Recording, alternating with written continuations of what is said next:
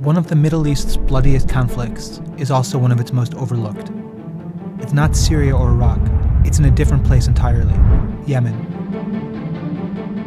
The 20-month-old civil war there has killed more than 10,000 people and triggered a massive humanitarian crisis. But press coverage has been minimal, overshadowed by the fight against ISIS in Syria and in Iraq. In Yemen, one side has Houthi rebels, backed by Iran. On the other, you have the former Yemeni government of Abdrabbu Mansur al-Hadi, backed by a coalition of 10 countries, led by neighboring Saudi Arabia, who is ultimately also backed by the US. The civil war there erupted in 2015, when the Houthis, a Shiite group who received money and weapons from Iran, took up arms to overthrow Yemen's government, which is Sunni, and backed by Saudi Arabia. The Houthis complain that the government discriminated against them for years, mistreating them on a large scale, and that their fight is a fight to be treated fairly. Many in the region, by contrast, see it very differently. They think it's the latest front in a shadow war between Saudi Arabia and Iran for control over the entire region. In March of 2015, Saudi Arabia began bombing Houthi-held territory across Yemen, causing mass civilian casualties. They've destroyed targets ranging from marketplaces to hospitals, from schools, and even to a funeral recently, where 140 people were killed in a single strike. In August, the Saudis bombed the vital port of Hodeidah, severely damaging a main source of Yemen's food and humanitarian aid shipments, and increasing the chances of mass starvation in what is already an impoverished country. The indiscriminate bombing has prompted investigations by the UN for possible war crimes. But while the Saudis are leading this bloody campaign, the blame also spreads to a great power whose support is directly contributing to the carnage, to the United States. The US has supported Saudi Arabia militarily since World War II, selling arms, providing military aid, and training the Saudi military on how to use US-manufactured planes, tanks, and other weapons. In recent years, Saudi Arabia has bought more weapons from the US than any other country in the world. Just since March of 2015, the US has authorized $22 billion worth of weapon sales to Saudi Arabia. The most recent deal includes 20 Abrams tanks listed as battle damage replacements. The battle, of course, is Yemen. The weapons the US sells also include cluster bombs, banned by most of the international community, and F-15 fighter planes, which is making up the vast bulk of what the Saudi Air Force is currently using as it bombs Yemen. But America's aid to Saudi Arabia goes way beyond weapon sales, and it's directly contributing to the current fight. That's because Washington is literally helping to refuel Saudi planes while they strike targets across Yemen.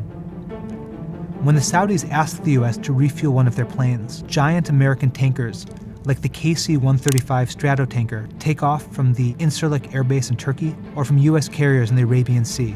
They then link up with Saudi F-15s in international airspace. These airborne refuels give the Saudi planes a much longer range and allow Saudi's air campaign to become more lethal because the planes can stay in the air longer and hit targets much more frequently. As of late November, the US had flown more than 1,600 refueling missions to over 6,300 aircraft in the skies bombing Yemen. That's an average of 2 a day. So why is the US so supportive of this bloody campaign? The most important reason is the Iran nuclear deal. In 2015, the Obama administration offered to drop its crippling economic sanctions on Iran in exchange for Iran limiting its nuclear program. Without those sanctions, Iran's political and economic power has significantly increased, making Saudi Arabia nervous that their enemy will gain new influence in the region, in countries from Iraq to Lebanon, and from Syria to Yemen. Now that Iranian influence is in Saudi Arabia's backyard, the Saudis fear that Houthi rebels loyal to Iran will now be literally on the footsteps of their country. They want US help beating them back. Secondly, the intervention in Yemen is also a part of the US's broader counter-terror strategy for the Middle East. The goal of U.S. policy in Yemen is to make sure that Yemen cannot be a safe haven that extremists can use to attack the West and to attack the United States. Yemen is home to the most active and dangerous branch of al-Qaeda. The U.S. has a major interest in preventing this terror group from taking advantage of the power vacuum in Yemen to plot new attacks. Finally, the U.S. is honoring one of its longest-standing and most important allies.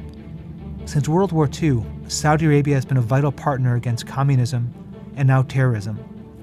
The Yemen campaign is a high priority for Saudi Arabia, and that makes it a priority for the United States. But as the war devolves into a bloody stalemate, the administration is increasingly worried about being complicit in potential war crimes. In State Department documents obtained by Reuters, a meeting agenda from January of 2016 talks about limiting exposure to LOAC, which means the law of armed conflict. Some in the White House worry that the U.S. was potentially violating that law because of its assistance to Saudi Arabia. In those documents, State Department officials also discuss the implications of a 2013 International Court decision implying that if the U.S. were to provide practical assistance, encouragement, or moral support to the Saudis, the U.S. could be charged with war crimes itself. In an effort to avoid this, the U.S. issued a no-strike list to the Saudis to try to mitigate civilian casualties. It included things like known hospitals, universities, schools, cemeteries. The Saudis appear to be ignoring it. The UN estimates 10,000 people have died in the fighting, that 370,000 children are malnourished, and that 10,000 other children have already died from preventable disease. Nearly 3 million people have been pushed out of their homes in the last year of fighting alone. Truces have come and gone, while hopes for peace talks falter.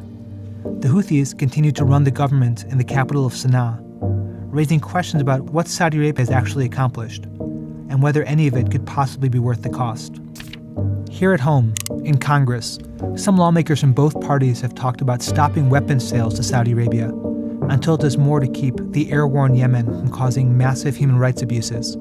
Others argue that America's relationship with Saudi Arabia is so important that the U.S. needs to keep selling weapons despite the carnage in Yemen. The Obama administration, for its part, has repeatedly urged the Saudis to do more to avoid accidentally hitting targets like schools and like hospitals. The White House has also condemned individual attacks. But the reality is that the U.S. finds itself increasingly complicit with the actions of a coalition led by Saudi Arabia. That means President Obama will leave office with America helping an ally fight a bloody war, causing mass civilian suffering that shows no signs of ending. And that is not a legacy to be proud of.